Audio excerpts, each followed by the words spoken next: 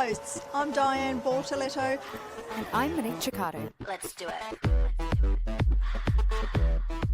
Hello, and welcome to And Away We Go F1 podcast, a Formula One podcast that goes beyond the track limits to talk about travel, food and lifestyle surrounding the sport. I'm Diane Bortoletto, your pre-Drive to Survive Formula One fan, and I'm back home in Perth. And I'm Monique Chicato, your post-Drive to Survive Formula One fan, and I'm currently sitting in a rainy Stavanger. It's been so nice for a couple of weeks, and I get home and now it's all rainy.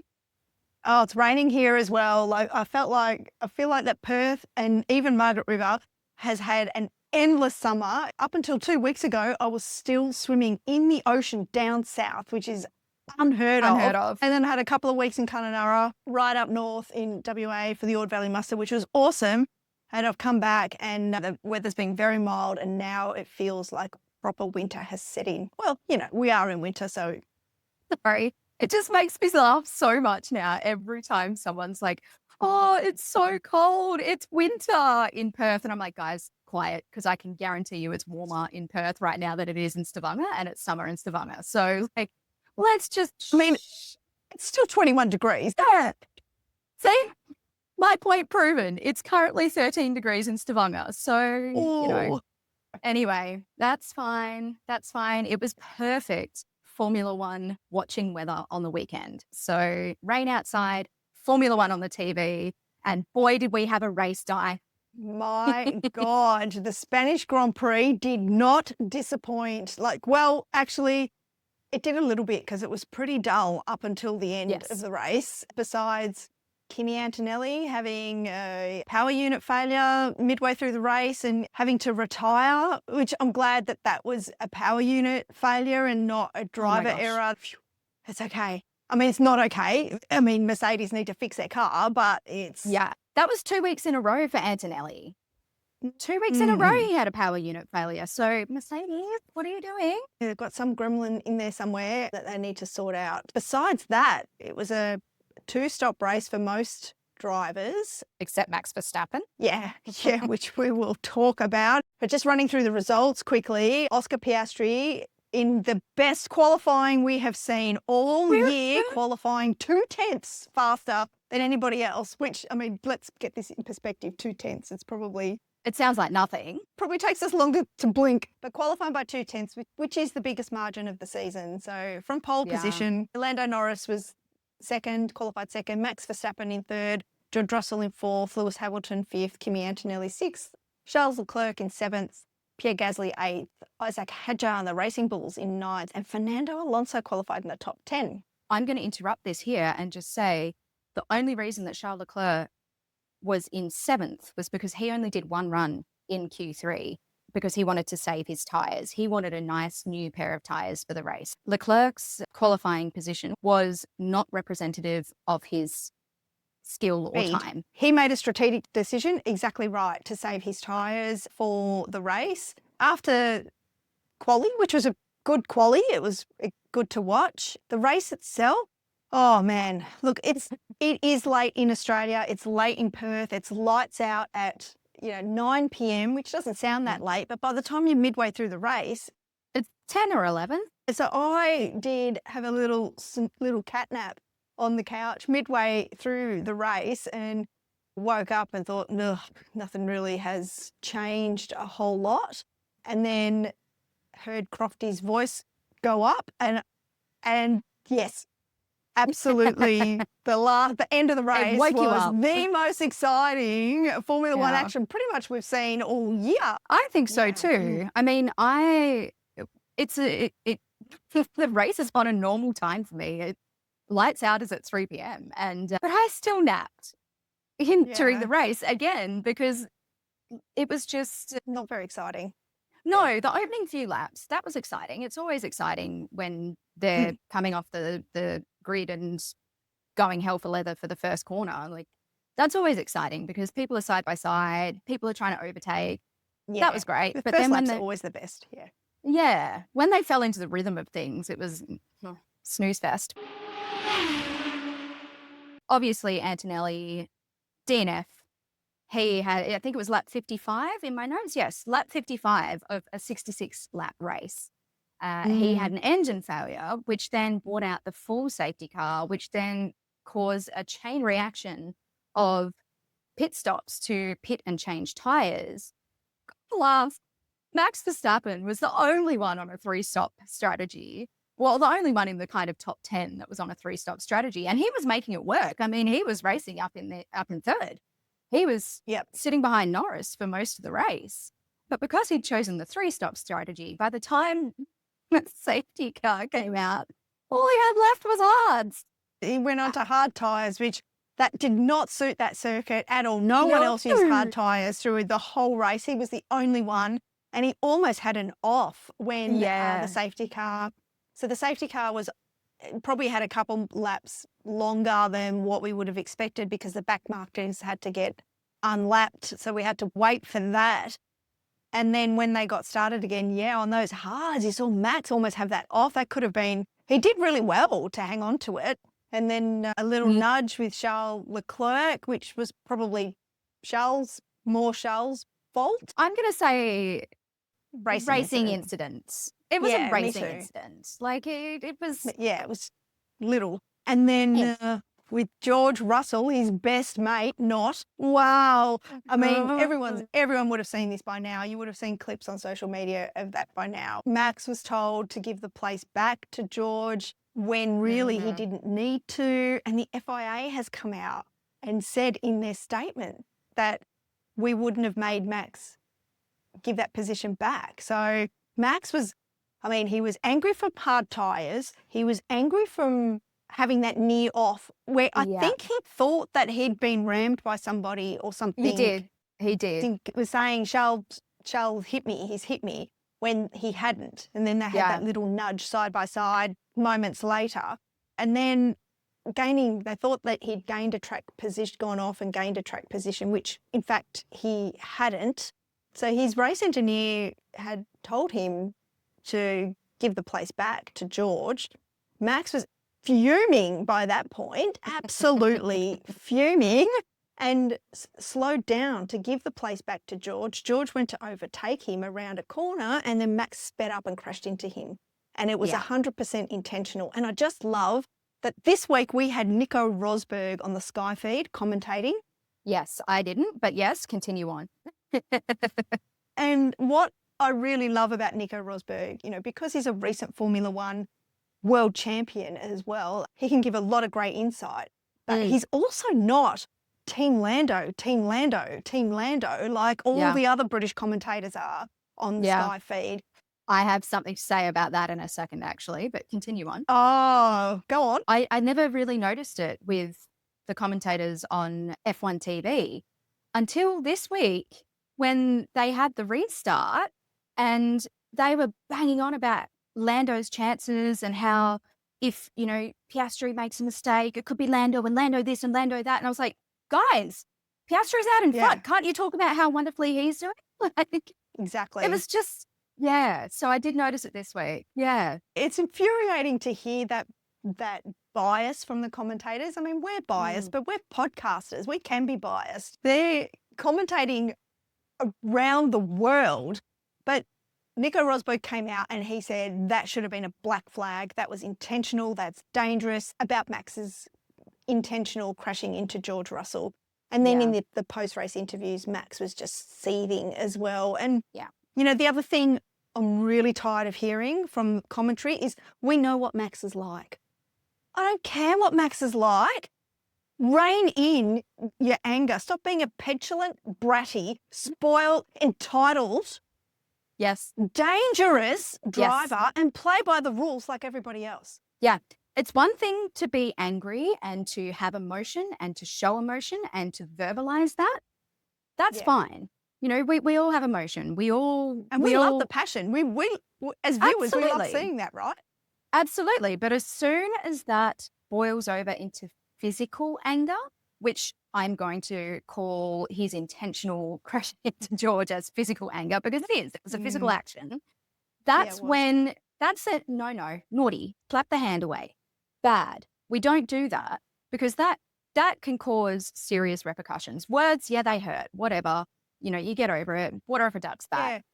But you know what? Max wasn't privy to know what was happening with Russell's car. If Russell had some sort of issue with his car, that kind of nudge could have done something and sent him into the gravel and sideways into the wall. You don't know. Like, it could have been way more serious. It's just lucky that they were both lucky that George was able to finish the race.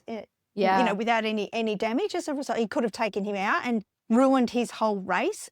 I agree with Nico Rosberg that should have been a black flag.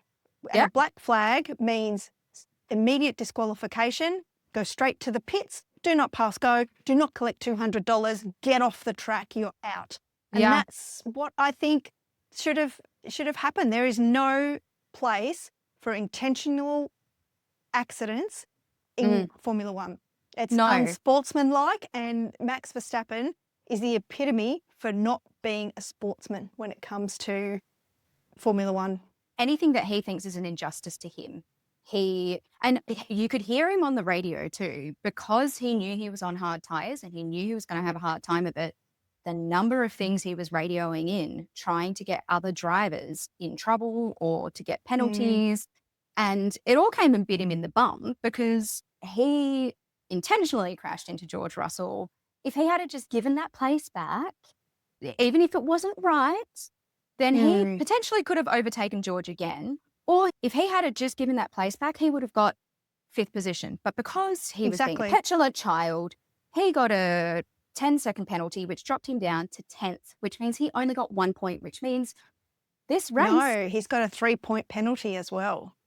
Well, yeah. But in the race, he only got 1 point.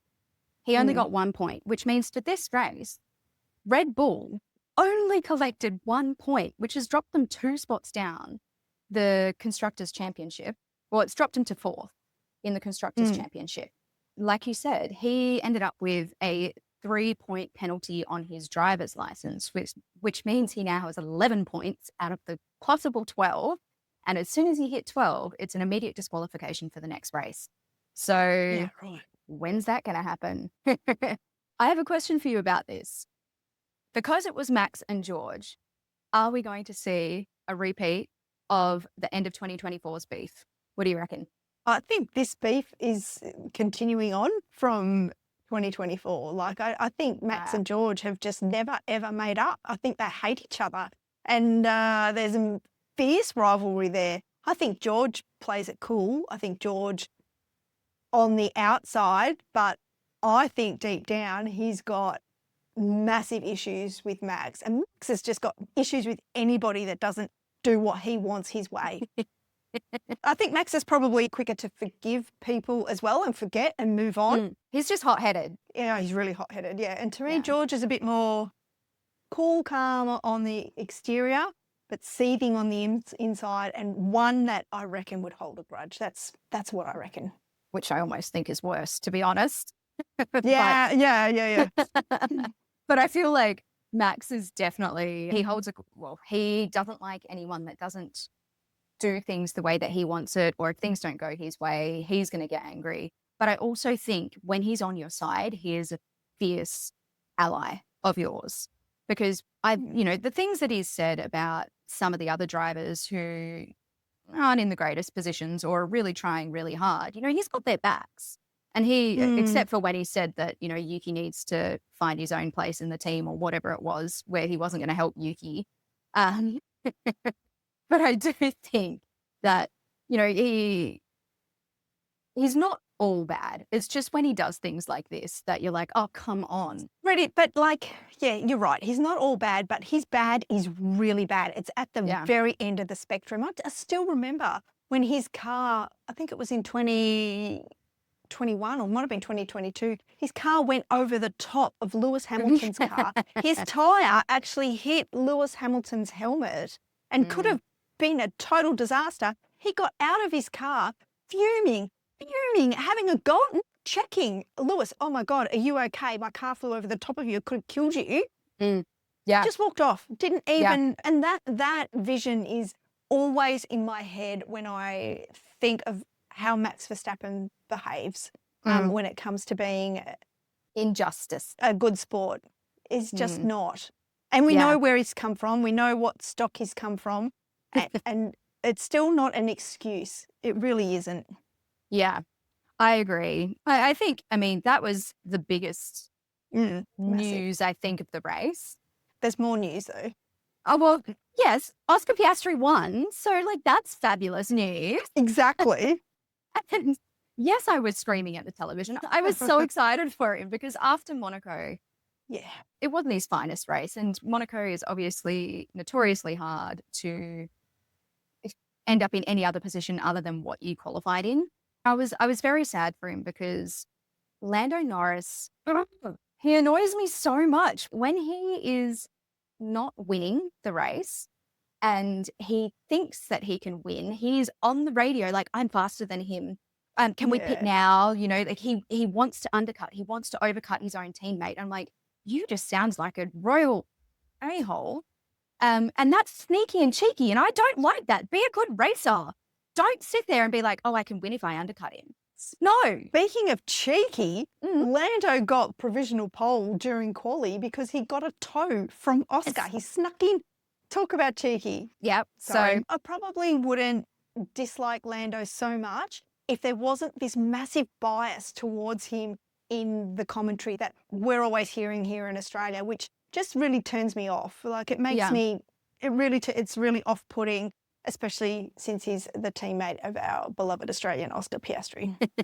they did say, which I really liked on the Formula One TV, they were saying that everyone thought it was going to be Lando's year, but he's obviously being challenged so much by Piastri at the moment, and it's really looking like it's going to be Piastri's year. And I was like, okay, this is nice to hear. I like hearing this. Well, I called it, and I'm standing by it. And yes, you did. Let's hope Oscar keeps going, and I 100% agree with you. It's so nice to see him bounce back and just take the negatives from Monaco and just turn them around, work hard, get his mindset right, and go for it. And he has. It's brilliant. And as Nicole Piastri, his mother, said on one of his Instagram posts, Oscar, I think we're going to need a bigger trophy cabinet. I think you are, mate. Like, I think you are. I do have another question for you, Di.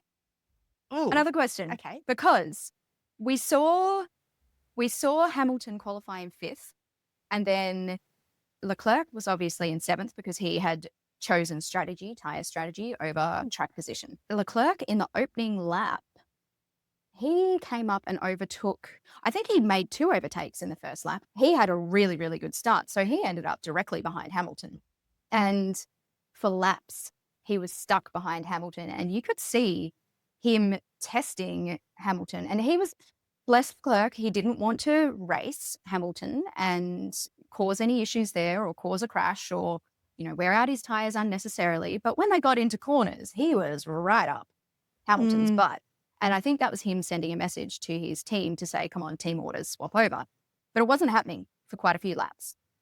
And then the team orders came. So my question is, would you rather be Lewis Hamilton getting those orders to swap places or his race engineer having to give those orders to a 7-time world champion? What position do you think is worse?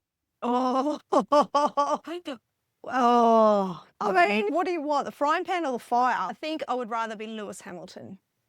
Yeah. And have 7 world titles under my belt would be, having to give up a place in a new team. What are we up to? Race 8, brand new car, brand new team, brand new country, brand new everything for Lewis. He is the best there's ever been in Formula One, but he's still adapting and learning. And for some reason, it's a bit like Red Bull, isn't it? Like Charles can drive the Ferrari and Lewis just hasn't got a grip with it yet. Yeah. There's moments, we've seen moments where he's done brilliant things. Consistency is, Charles has the consistency, Lewis just does not at the moment. Who would you choose to be? What would you rather? I'm with you. I would rather be Hamilton because yes, it might hurt, you might get angry, you might get frustrated, but at the end of the day, if you're a good sport and a good racer, you would understand. you know, even if it's not in that moment right then and there, later on you'd look back and go, okay, yeah, he was actually like 1 second quicker than me, or however much faster, and that makes sense. Having to be the person to say it, no, thank you, absolutely not. Especially when there's already been tension, but with their communication, and you would know going into that there's that he's not going to be happy when you have to say that. So yeah, I would much rather be the receiver than the bearer of the bad news. So, But one thing we didn't start with, Mon, are 3 words to describe this race. 3 words to describe this race: last minute action. They're my 3 words. Exactly what it was. And you? Oh, I was going to say boring till the end, but that's actually 4 words. Do you know what? Cut out the boring till end. Boring till 3 end, words. yeah. And before we talk about anything else, we cannot forget Nico Hulkenberg coming in 5th. What a day. Hulkenberg, what a result for him. I'm so happy. And his teammate, your cousin, Gabriel Bortoletto, yes, 1T, not 2. qualified in his best quali ever in 12th and finished the race in 12th as well, which is a great result for him. Yes. I've seen a lot of chatter online saying people keep forgetting that he won Formula 2 last year and beat all of these other rookies that are on the grid. So, you know, he's a talented driver. He just doesn't have the machine to win, to be fighting at the pointy end. Exactly. So, yeah, great result. Really happy for him. And also, got to say, really super happy for old boy Fernando Alonso for scoring his first points of the season, who ended up he crossed the line in 10th, but finished in 9th after Max got his penalty. Yes, because I think it was in the last couple of laps he overtook Lawson. Not going to lie, was really happy about that.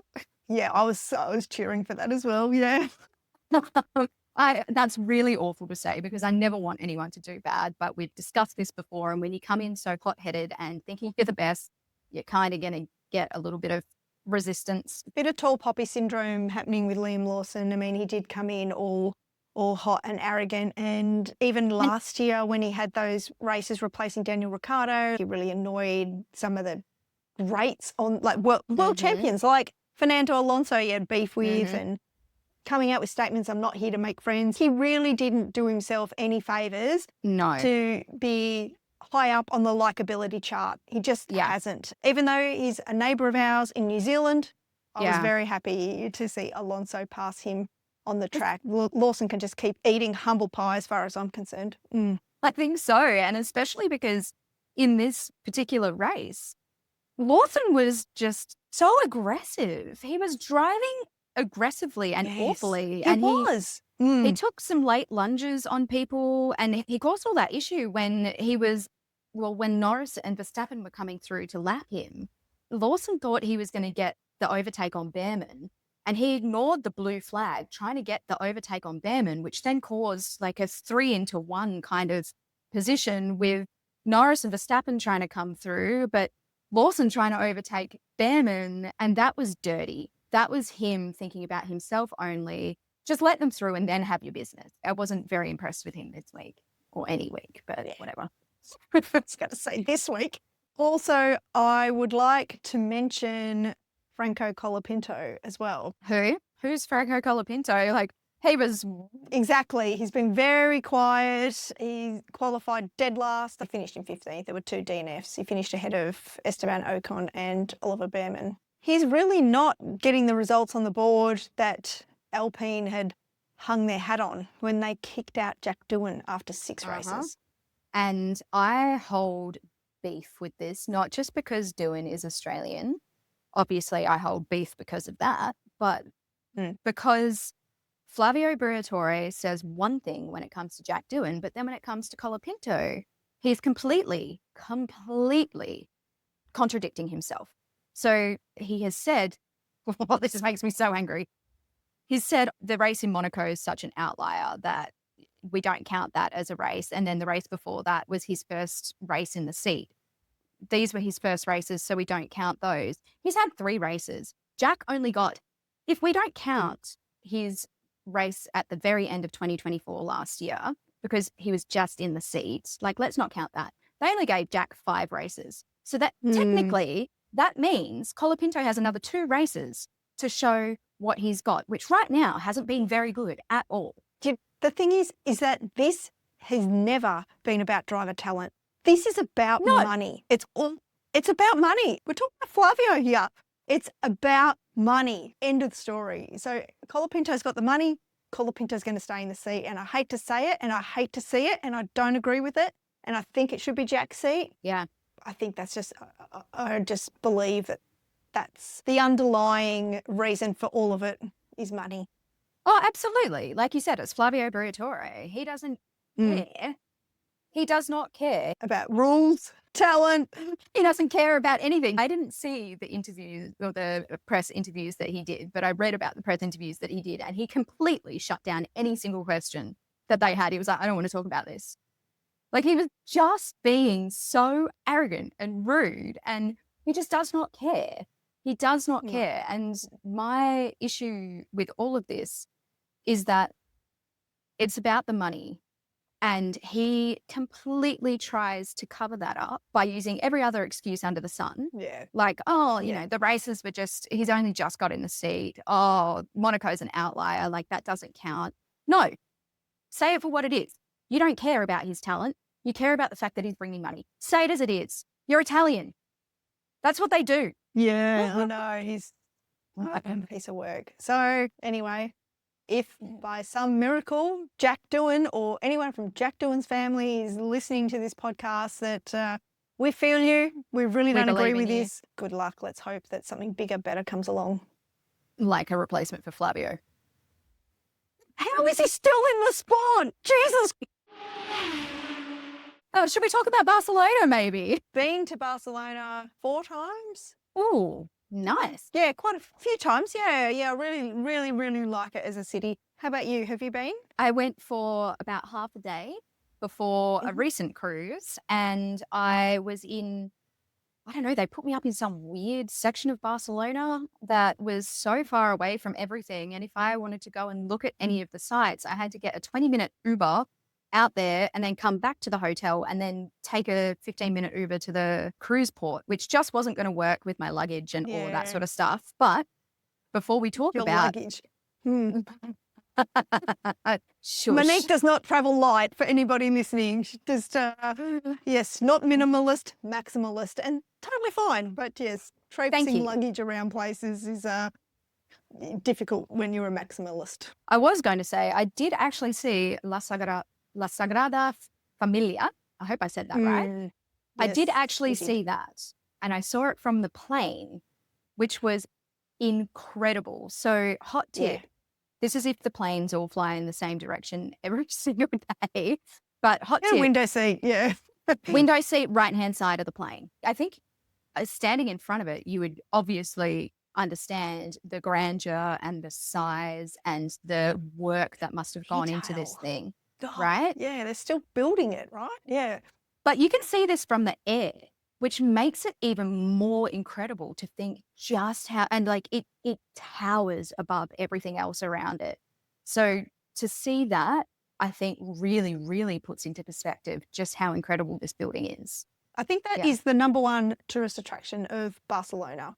Is La Sagrada Familia. Yeah, for sure. And that is designed by Antonio Gaudi, who is a very famous designer from that area, and he's got a park. I'm going to butcher this. The Güell? Yeah, which is just full of these quirky mosaics. He's known for his really sort of gothic, quirky style with his designs as well. He doesn't seem to surrealist.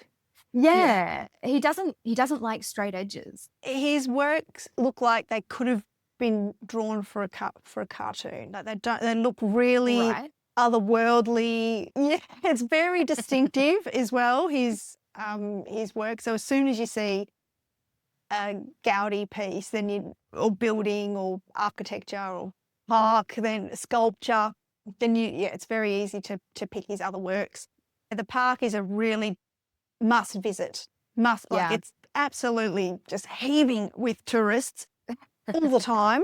It really is. Every tour bus goes there. It's throngs of tourists. I think Trevi Fountain level of tourists, but it's worth it. You get a view of the city as well from up there. So You do. It is really beautiful, very colourful too, all the different mosaics and sculptures and whatnot. he's also got Casa, I'm going to butcher all these words, Casa Butler and La Pedrera. So they're I think another it says Casa Butler, yeah.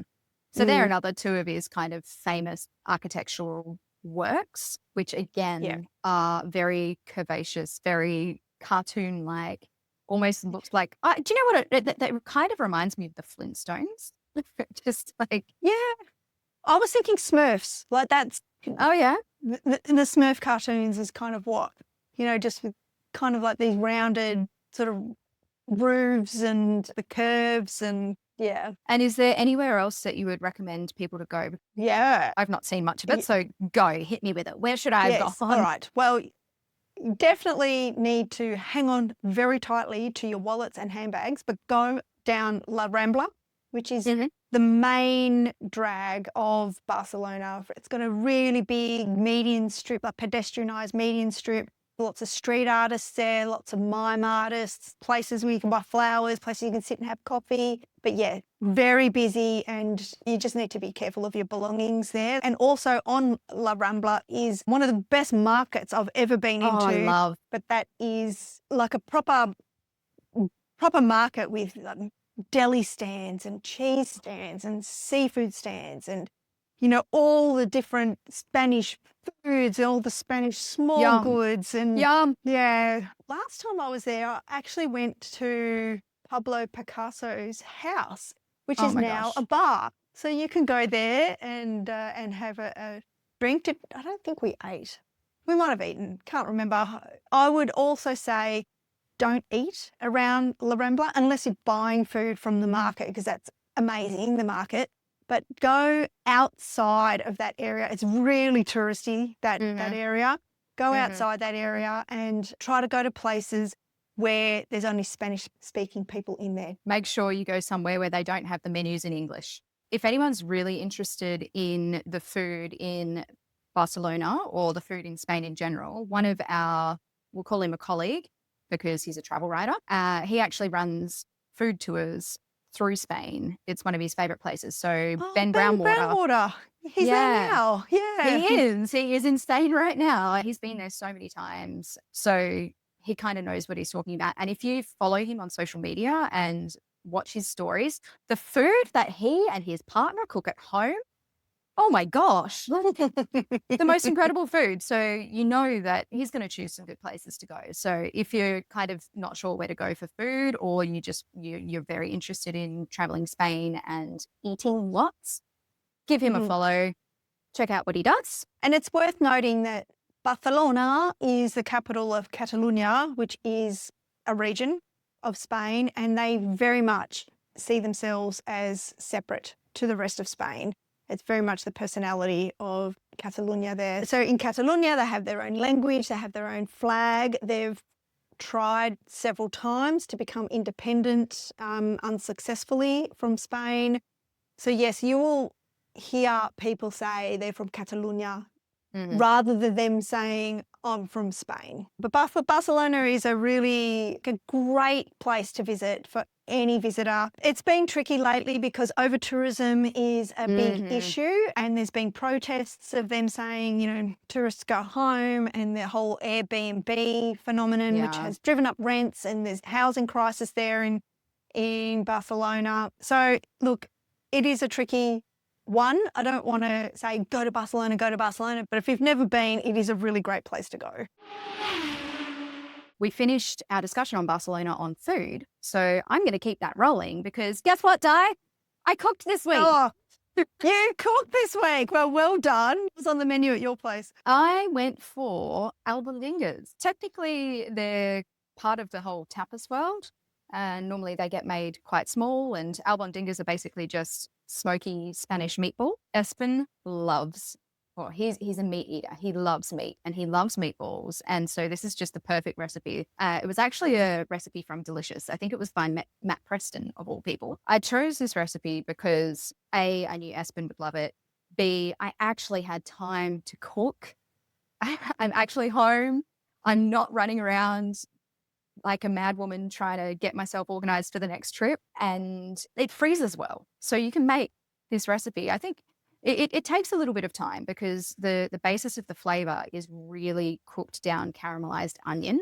So it takes you about 30 to 40 minutes to get this onion to yeah, right?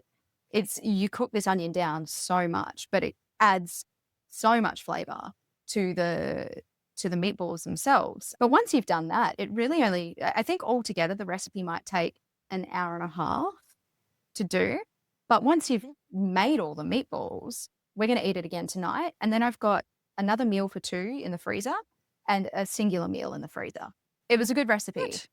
Yeah. And you cook it in like this smoky paprika passata with sherry. I love that there's so much sherry in Spanish recipes. And then I served it on a bed of polenta, which isn't technically Spanish, but I had a bag of polenta staring at me from the cupboard that needed to be used. And I love polenta. It was really, really good. But do you know, the other recipe that I love for Spanish week that I didn't cook this time around, but it's another recipe from Delicious, I'm pretty sure. It's not technically a Spanish, like traditional Spanish dish, but oh my God, it is the best. It is a fully roasted chicken stuffed with almost like a risotto. You cook up this chorizo and Pedro Jimenez risotto and stuff the chicken with that and put a whole lot of paprika on the chicken and serve it with blistered tomatoes. Oh, well, it is phenomenal. Again, another one of Espen's favorite dishes because it's got chorizo in it. One of my favorite dishes because I love Pedro Jimenez. Me too. Not in chicken because I'm vegetarian, but you know, it's like Christmas cake in a glass, isn't it? It's like having Christmas cake or Easter buns, like all that rich, fruity, spicy. Oh my God, it's amazing. I will probably link the recipe for that in the show notes as well because that is a banging recipe and buying a whole chicken to roast is so cheap. Well, we've got a break from racing next week. Then they're flying across the world to Canada for the Canadian Grand Prix before having another break and then flying back for Austria. Yeah, not very sustainable Formula One. Please get your calendar better for 2026. But coming up in Canada, Lance Stroll's home race. Oh, we didn't even mention poor Lance Stroll, who withdrew from the race this week because he had to have surgery on his on his wrist that he hurt in 2023 that is giving him grief. So he participated in qualifying and then withdrew. And because he did qualifying, they couldn't replace him with another driver. So we hope Lance has a speedy recovery and he's back driving for Aston Martin in Canada. Predictions, Mon? Canada. Look, your predictions have been pretty bang on with Ferrari getting back up there. So I am going to be entirely predictable again. And I am going to say Piastri is going to take out the win. And I'm going to put Leclerc in second. And then I'm going to put Norris in third just because I don't want him to get any closer than he already is to Oscar in the World Championship. Yeah.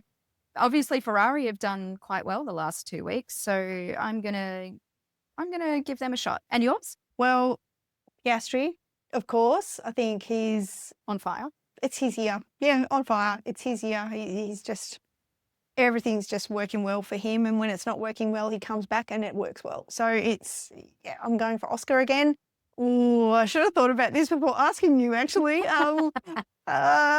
I know who I want to see on the podium. It's really different to who I actually think will be on the podium. I know, right? I would love to see Piastri, Leclerc, Hamilton, or Piastri, Leclerc, Antonelli, but I don't think that's going to be the case. I think it's going to be Piastri, Verstappen, Norris. I think Lando, I mean, they've got the car, right? So they've got the car. Anyway, they're my predictions. Yeah. I'm with you. Well, I said my predictions, but I also can see yours being very true as well, because at the moment, I think we're looking at a battle between Piastri, Norris, Verstappen, and Leclerc. I think they're pretty much the 4 that we're kind of contending. And I mean, you could throw Russell in there as well as the 5th, but he's been a little bit unpredictable. It could be any of the 5. Well, he's got a 10-point lead over Lando Norris in the driver's standings. So Oscar's on 186, Lando on 176, Max in the Red Bull 137, George in the Mercedes on 111, then Charles Leclerc in the Ferrari on 94, then Lewis Hamilton in 6th in the Ferrari 71. And in the team standings, I mean, it's hard to see anyone but McLaren winning the Constructors' title this year, even though we're still very early on in the season. McLaren, they're on 362 points.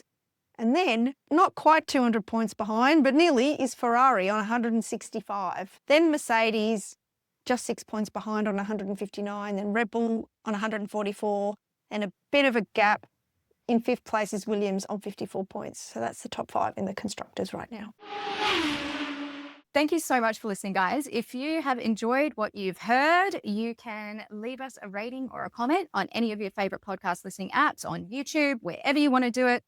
We've also just started adding our full videos to YouTube. If you are interested in watching us, watching our pretty faces talk about Formula One. God. Yeah. But you can obviously, we've got shorts and we've got highlights on there as well. You can also find our shorts and highlights and little video clips on Instagram, LinkedIn, Facebook, and TikTok. Leave us comments, likes, whatever you want to there. If you have anything that you'd like to say to us, you can also email us at andawaywegof1podcast@gmail.com. Thank you, Mon, and thank you so much for having us in your ears. Until next week, and until lights out.